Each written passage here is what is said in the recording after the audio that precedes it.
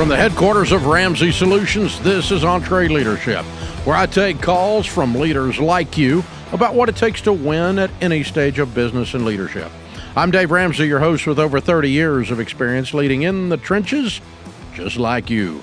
If you got a question you want to ask us on the show, fill out the form at EntreLeadership.com/ask or call and leave us a voicemail at 844-944-1070. That's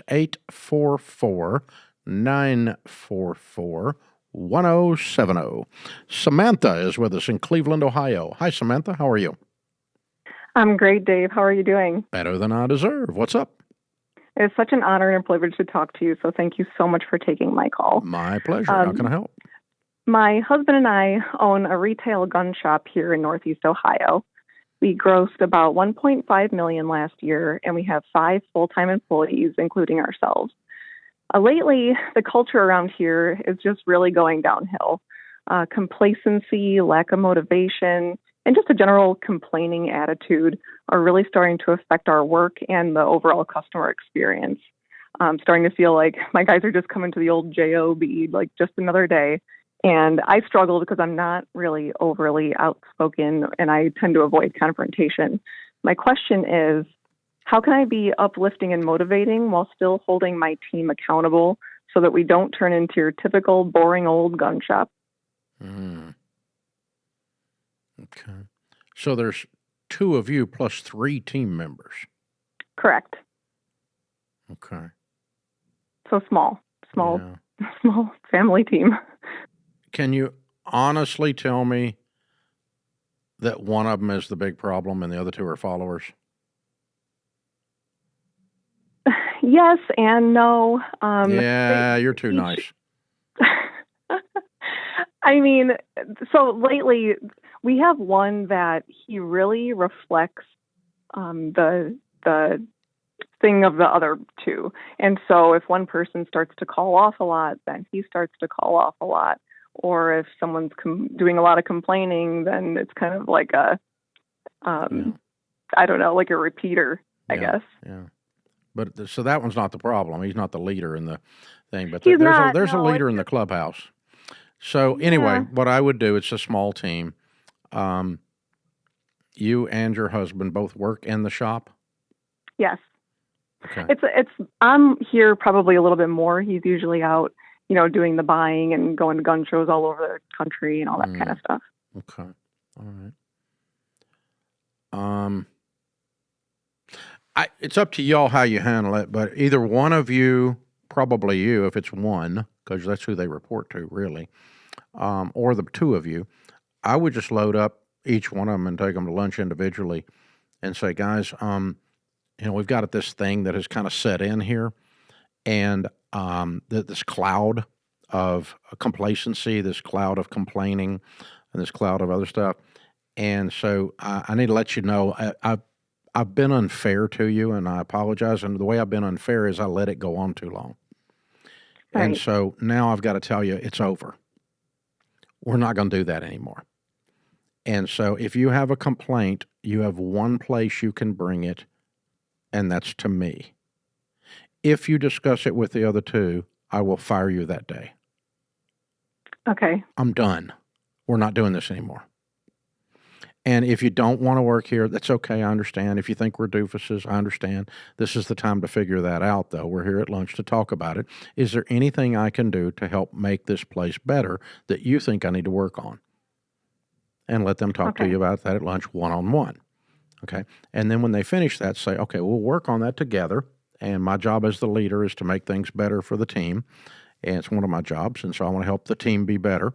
And, but as of today, you need to understand that anytime you've got a suggestion, a problem, a complaint, anytime you want to take your foot off the gas and not play for the Super Bowl, you got to bring that to me. If you take it to the other 2, you're affecting the rest of the team, and we're not going to be able to work together anymore. Do we understand each other? Okay.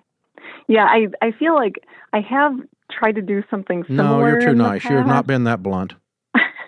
Well, but so then I'll do something like, say like that, and then I feel like they kind of like, well, I haven't held them accountable, so that's yeah. If they do it, you got to fire them.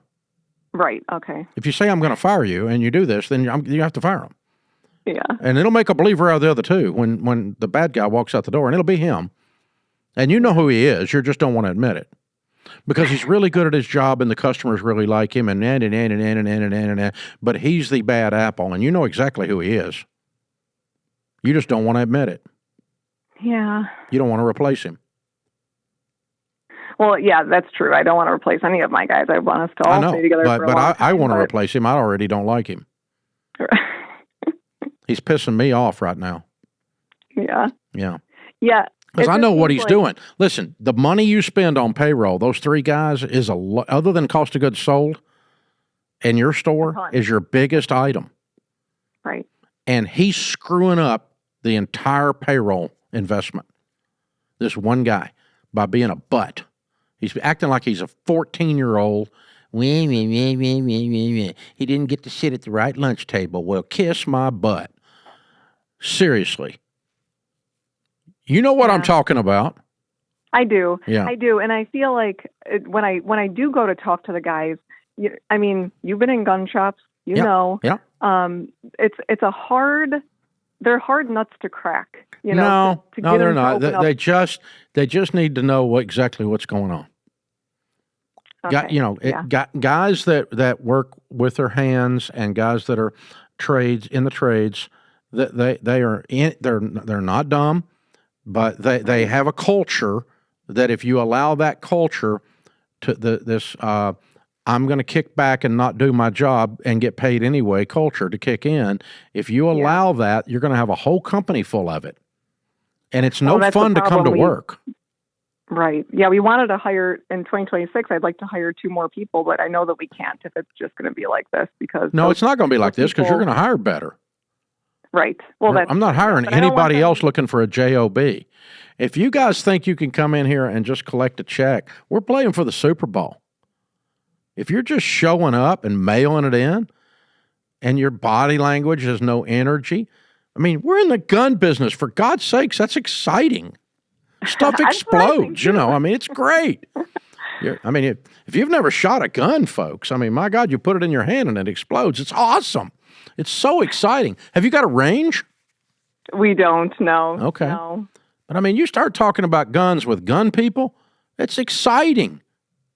Right. I know, and I want them, and it used to be that way where everyone was excited to talk about it, and then I think, the shininess of working at a gun shop has worn off. Well, then maybe it's time to go work at the ice cream store. I don't care. But we're going to be excited here. This is what we do. This is an exciting thing. Let me tell you, when someone buys their very first firearm, you know what I'm talking about. It's emotional. Yeah. It's weird. I remember. And a guy was asking me about my collection the other day, and he said, "How many guns have you got?" And I told him. He said, "That's not a collection. That's an addiction." That's right. You got it. But I mean, it's a wonderful business. It's fun. I've got friends all over that business that own shops and that are manufacturers now. I know several of the manufacturers personally, and it's a great business. Be excited about it. It's like, God, man, you get to represent the most fun thing. And if you're bored and hate your job, well, man, I mean, that may be Jesus telling you to work somewhere else. Let's listen to Jesus. I agree. Yeah, and I just seriously, you have to decide you're going to get what you allow. Right. And it's your fault that it got here. You're right. Because you've allowed it and you knew better. And you did it in the name of being nice and trying to go, well, they're good guys down deep. Yeah, I know, but they suck on the surface. I'm not doing this. I don't care how down deep needs to come on up, So that bull crap. I'm not making excuses for this. When a customer comes in, I want your shoulders square, your eyes twinkling, and you racking a slide, baby, talking about how great this stinking SIG is. I mean, let's do it, right? Right. And if they can't get there, I don't want to buy a gun from them. Well, that's the problem, and that's what we're running into is like... Yeah, they're affecting sales. I don't want to be scaring off customers. Well, they're scaring... Let me tell you who they're scaring off. They're scaring off a newbie. Yeah. Someone who's bought a bunch of guns is not scared of this guy. They'll just put up with him just because they want to buy the gun. But the other people, they get freaked out because they're like, well, he's kind of a grouch. I don't know. No. And you're losing sales to it, and you're losing productivity of your largest line item in your P&L called your payroll. So you've got to do something about it. And let me tell you, I went through this, and the first time I ever let someone go that I thought was a key, I thought the whole team was going to be mad. I thought we were going to lose everyone when I fired this person. And the person was a jerk. And I put up with it in the name of, I'm Southern and you have to be nice, right? Well, I'm pissed off down inside, but I'm going to be, bless your heart, right? No, I put up with it way too long. And finally, when I just said, that's enough, and talked, and we made the decision that they're not going to be here. I came in the next morning. I thought they were all going to be mad at me, but I always call it the Wizard of Oz thing. The old Wizard of Oz, you remember the old Wizard of Oz? When Dorothy, she... at the end of it, she's been captured by the flying monkeys, right? She's in the castle with the Wicked Witch of the West, and the Wicked Witch of the West the broom catches on fire. Dorothy grabs a mop bucket and throws it, accidentally splashes the Wicked Witch of the West and melts her and kills her. Remember this? And she goes like, what a world, and goes through the trap door in the dry ice, right? And you remember all this, right? And there's the hat sitting there. And the Wicked Witch had these... soldiers that were like Oompa Loompas, like with puffy things and curved swords and all this stuff. You remember this? And they're all standing there, go, hey, hey, hey. Remember that? And so they're all standing around, and there's this pregnant moment every time I watch the show, even as an adult now, when the Wicked Witch goes through the floor. Dorothy has killed the soldier's boss. Are they going to turn on her with those curved swords? Instead, they kneel and they say, all hail Dorothy. When I fired that person that was the bad apple and I walked in the next morning, everyone kneeled and said, all hail Dorothy. They were not mad. They were mad it took me so long. They were not mad at all. They were happy that someone in leadership finally had a backbone and got rid of the freaking grouch. And now we don't have to listen to him all day long. Nobody wants to work with that crap, but people put up with it because leadership puts up with it. And so I'm going to talk to them nice, and then I'm going to talk to them a little tougher, and then I'm going to fire them. And that's what we do at Ramsey. And people come in here the other day. I was walking through here with a bunch of guys from New York, and they're all, New York. And so they're walking through this place, and we got 1,100 people in here. They go, this is the happiest place. All these people are working and smiling and happy, and you have the nicest people. And I said, yeah, we get rid of the other ones. That's how that happens. And that's what you're facing, Samantha. That's what you're facing. So, just be all hail Dorothy. That's all you got to remember. And then you'll be when you take the step, people appreciate leadership doing the right thing for the right reasons with kindness and firmness. All hail Samantha. That's how we do it, baby. Proud of you, Samantha. Love your business. Keep it up, kiddo. Keep it up. You got a great business. Owning a business can be a heavy load. You want to serve your customers well, make a healthy profit, and grow. And your team, family, and customers are all counting on you. And now everybody's talking about AI like it's magic. And you're wondering how to keep up. You're carrying a lot, but you don't have to do it alone. That's where NetSuite comes in. Over 43,000 businesses, including Ramsey Solutions, use NetSuite to lighten the load by bringing all their numbers into one system. Accounting, inventory, CRM, payroll, the works, and now NetSuite's AI takes it further, automating busy work, flagging inventory issues, spotting cash flow problems in real time, and catching risks before they hit. So you're not just closing the books faster, you're making decisions confidently. And when your numbers are right, that takes a lot of pressure off your shoulders. And yeah, switching systems is a big move, but NetSuite's Suite Success process gets you up and running fast. Go to netsuite.com/Ramsey for a free product tour and to schedule a time with a NetSuite rep. That's netsuite.com/Ramsey. Your business can only grow as much as you do. That's why you got to grab the free EntreLeadership reading guide. We've packed 116 of my favorite best leadership and business books ever written. These are books that shaped me into the leader I am today. They'll give you better advice than most college courses because they come straight from real leaders who've been in the trenches, made mistakes, and figured out what works and what doesn't.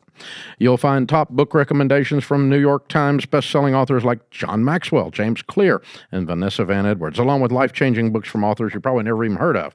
This reading guide is a must if you're serious about growing your business and leadership. Go to EntreLeadership.com/reading guide and get access today. By the way, it's free. EntreLeadership.com/reading guide, or you can click the link in the show notes. Ryan is in Fort Worth, Texas. Hey, Ryan, what's up?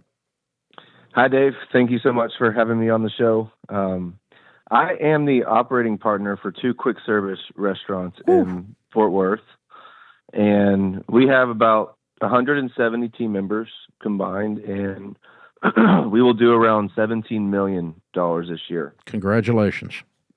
Thank you. Very high volume, but also very high turnover of course, in the industry. Yeah.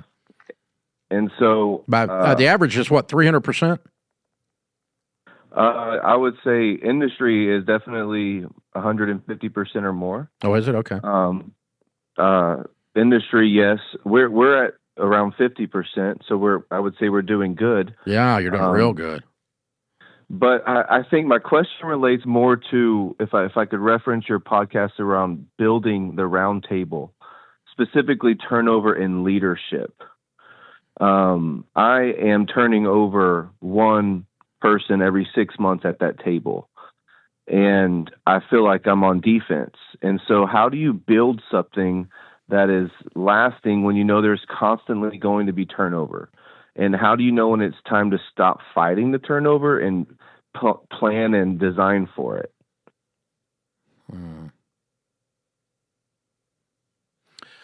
Wow, those are great questions. So the leadership team, I am surprised you've got that much turnover. I'm not surprised with your servers or your counter people, that kind of stuff. That's where most of the turnover occurs.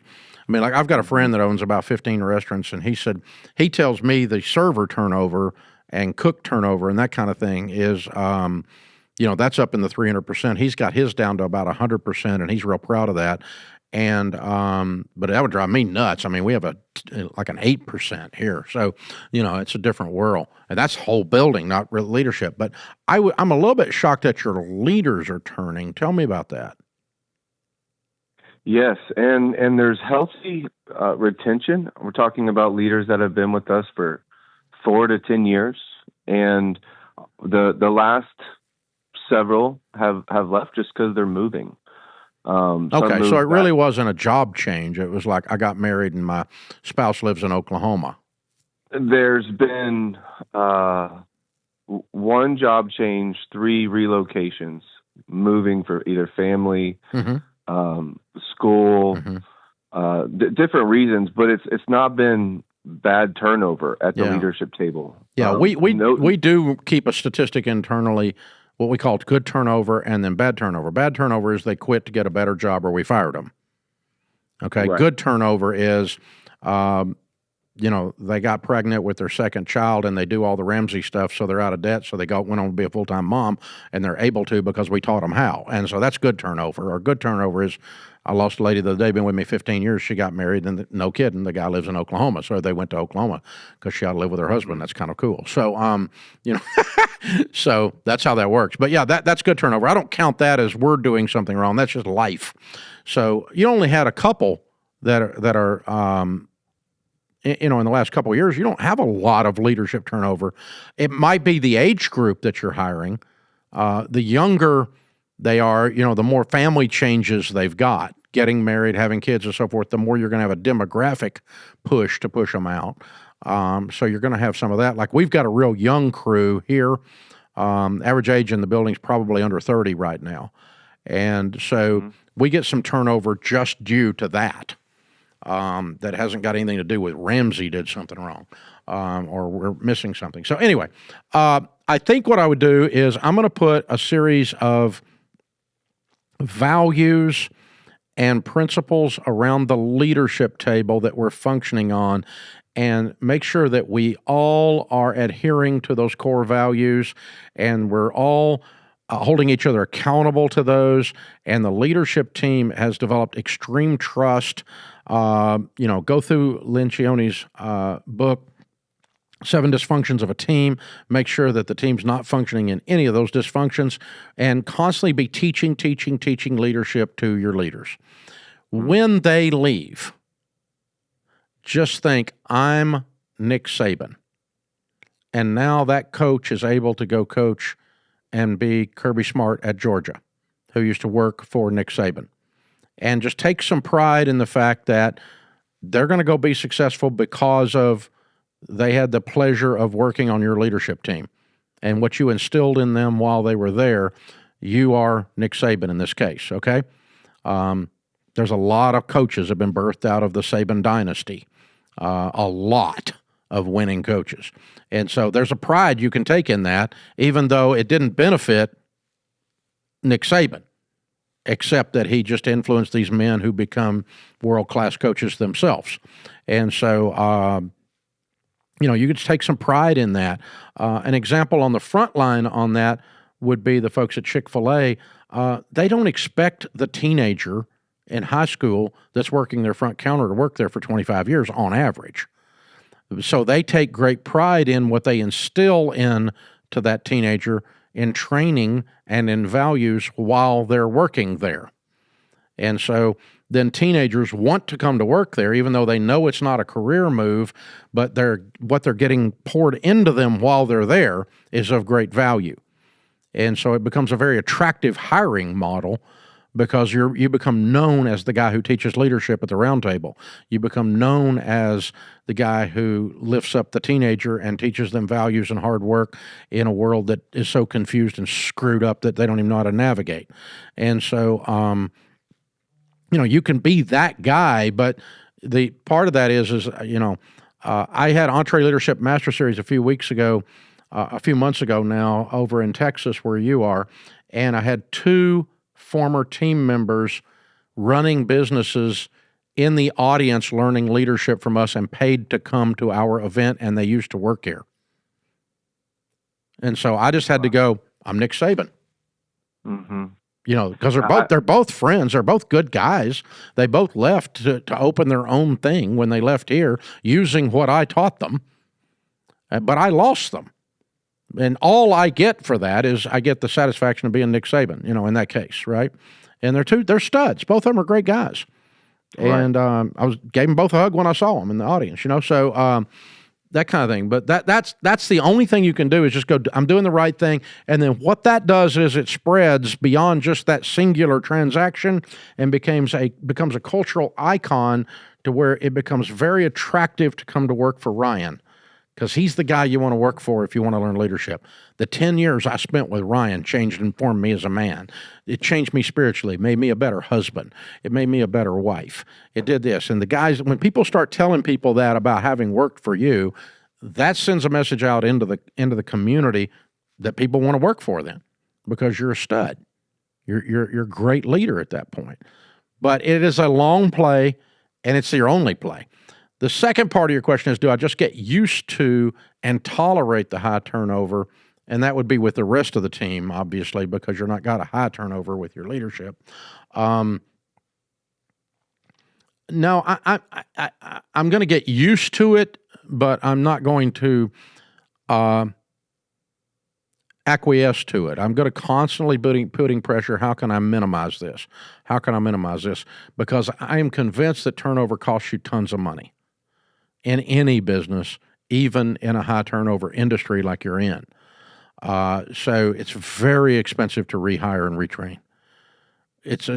They don't do anything for the first 3 weeks in your own payroll because they're just learning how to walk across the floor properly. My God, it's ridiculous. And so, you just don't get much out of folk for the first few minutes they're with you. So hiring, training, recruiting, it's all just dead money. So I want to minimize that as much as I can by minimizing turnover as much as I can. But then there's also a part of it that goes, hey, I got teenagers on the front thing and they're high schoolers and they're probably not going to be here come summer or come winter when they go back to school or whatever it is. And so that's just part of the model. Or I've got to hire old people at the front counter instead of teenagers or whatever it is. I don't know.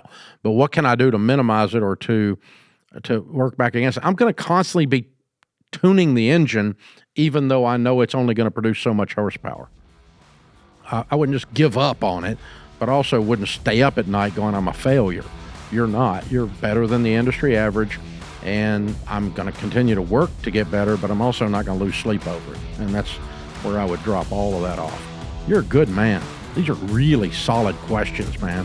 You're really thinking about this, and you're doing a good job. 17 million out of 2 stores, pretty strong. Well done, buddy. Well done.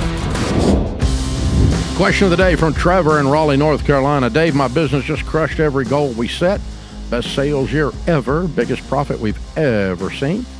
But instead of enjoying it, I'm already stressed out about how to top it. I feel like I've created a monster. The team expects bigger every year, and I do too.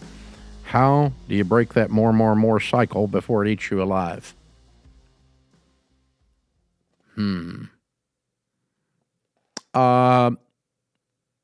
More has to be about something other than just more. If it's only about more, it's going to eat you alive. If it's winning just for winning's sake, if it's a bigger number but it's not tied to something. And so an example is, when you run a business that is going up in sales, most likely 90-something% of the time, you are making your customers very happy, or your sales wouldn't be going up. There's a percentage, a small percentage, you're screwing people, but that doesn't last. That's not sustainable, right? But most of the time, when you make a profit, Ken Blanchard says profit is the applause that your customers give you. So when your sales go up, it means your customers are saying, good job, good job, good job. And so if you're selling something that's helpful, which I assume you are in some way, and it's helping them in some way, doing something, then I want to sell more of it and help more people. And so if more is not about more, but is about helping more people, that has meaning.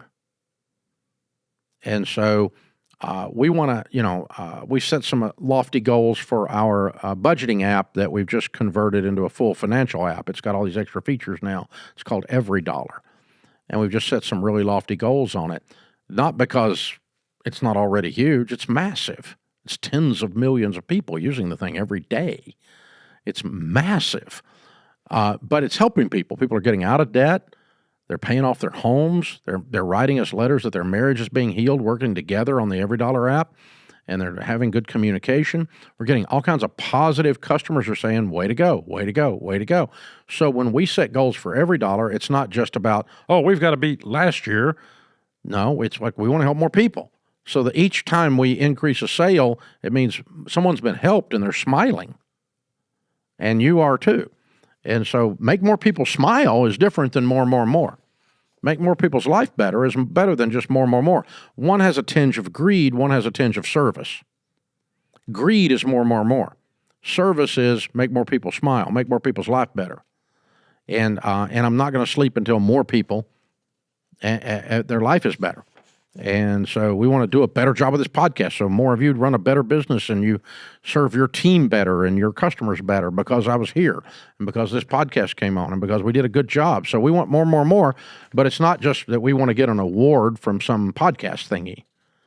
I got plenty of those, but that's okay. But they really don't matter at the end of the day. What does matter is when I walk up to somebody on the street, they go, hey man, you helped me with my business. And that matters. That's helpful. And so I do want more of that. More. Bring it, baby. So I think if you take it to an act of service, transfer it from just we want more money or we want bigger numbers, which are kind of vague, that feels like on the greed side, and take it over to the service side of, hey, our customers are standing over there waiting on us. We got to get to them. We got to help them. They don't even know we exist yet. And they're already our customer. We got to go find them and get them and make them a customer. And that because they need our help. I mean, you know how many people in America are broke right now and need this Every Dollar app? All of them. I mean, we got a lot of work to do. Me and Jenny Craig, we got a lot of work to do, right? I mean, there's broke people everywhere. Think about it. So, oh man, you got to think, if you start thinking about it in that, then that'll keep you working when you don't need money anymore, which, by the way, which is why I work for the past 20 years. I haven't needed money in a long time. I work because I want more and more and more service, more and more people, lives changed, more and more people meeting Jesus, more and more people having a whole different look on the way they run their business and treat their team. And that gets me up. More money, yeah, money, you can get some more money, that's all right. But that doesn't drive it. So, yeah, I think the good news is that we have an infinite market. We're not like a football team where once you've won the World Series or once you've won the Super Bowl 5 times, it kind of gets boring, I guess. I don't know. It never happened to me, but that's more and more and more, right? So, so how are you going to get that team up to go do it again after they've done it 5 times or whatever, right? So, that's different. Thank God. But I mean, but if you've never won the Super Bowl or you've never won the World Series, more, that's enough to get you going. But again, service, and let's do something. Let's do it for the guy who's never gotten a ring and he's been in the business forever, and the guy who's never said he's getting ready to the hockey player broke Gretzky's record a couple months ago, and 900 goals. I'd love to have been on the team that was on the ice helping that guy set the all-time scoring record in the NHL. That's a cool thing. But that has nothing to do with more. That's like, this guy deserves it. He's iconic, right? And so that's perfect. So anyway, yeah, I think it's down to your core spiritual motivation. What's driving the more will change whether or not you can stay motivated with it over time. That's my best guess anyway. Hey guys, if you want to help us out, consider following the show or clicking the subscribe button or the share button, or cut out the little linky and send it to your friend on email and go, this guy's crazy, you got to listen to this. I don't care. Any way you can spread the word for us, we appreciate you spreading the word. You can leave that 5-star review. That's helpful. Mama said if you ain't got nothing nice, don't say nothing at all. I don't know what you're trolling for. Just go somewhere else. But anyway, come on, help us. Help us by sharing, subscribing, following. It's a big deal. Always remember you can get on the show by calling us at 844-944-1070. That's 844-944-1070. Jeff is in Oklahoma City. Hey, Jeff, what's up? Hi there. Hey, thanks for taking my call. Sure. I'm currently the vice president of sales at a manufacturing company. We have about 150 employees, and we're on track to do about $30 million in revenue this year. Cool. And I've recently been given an opportunity to earn out some ownership in the company. So my biggest concern is that while we're in excellent financial position, we don't have any cash, and we have good, strong cash reserves. We haven't developed a new product or made any real changes in about 15 years. And as a result, I'm starting to lose market share. And we don't really have much of a plan to innovate or evolve. So my question is, how can I honor the foundation that our owners have built while leading them towards a kind of change that will help us be competitive and grow into the future?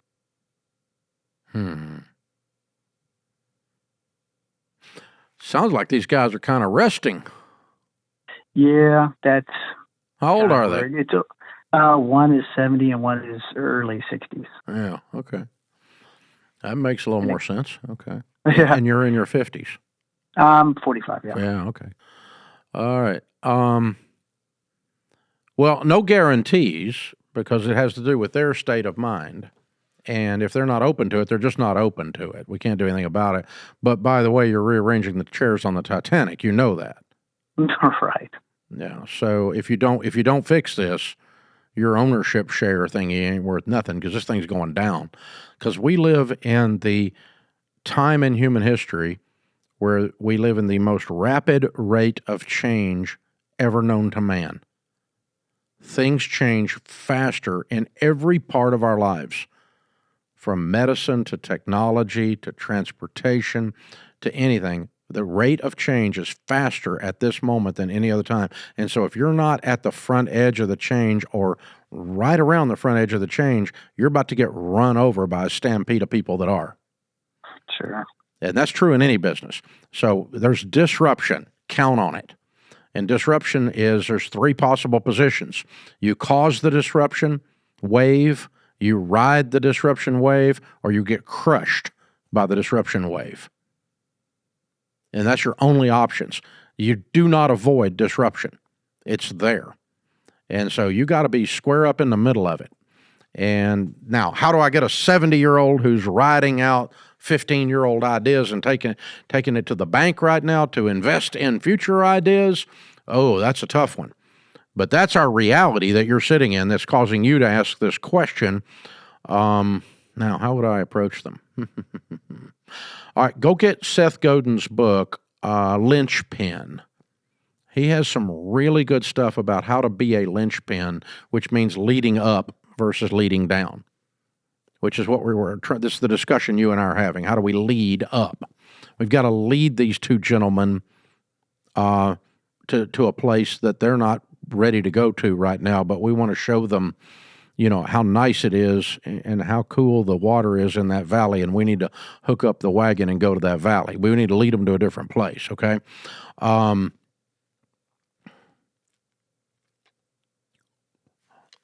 Have you got any written feedback from your customers that you lost? We do, as we're bidding projects, and there's customers that I talk to who haven't bought from us in a while, and they say, yeah, I'm using so-and-so now, price, performance is better. So that's kind of where we're getting. And we have these conversations and we've talked about, hey, look, here's kind of what's going on. And they both are like, oh yeah, I see what you're doing. And, I've brought different opportunities, different, project designers, or even design stuff myself. And it just more gets kind of set to the side. Yeah, you're right. We need to do that. But then we don't do anything. And it's not something that I can force, obviously. No, you can't force it. Your only option is persuasion. It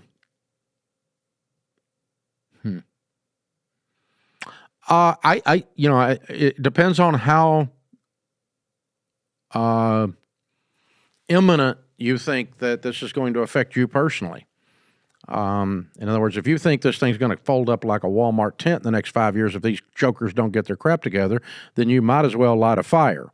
And let's just see if we can get some stuff burning, right? But if you think this is a slow burn and we got 20 years, we're just going to go down for 20 years, and you're going to be okay for the next 5 or 6, and you're okay with that.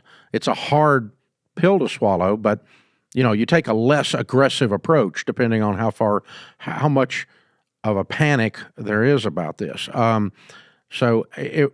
other words, you could go in there and say, guys, if it's an ultimatum, look, I'm your VP of sales. I'm telling you, if we don't do some stuff, we're going to lose significant market share, and we're going to be gone before you're dead.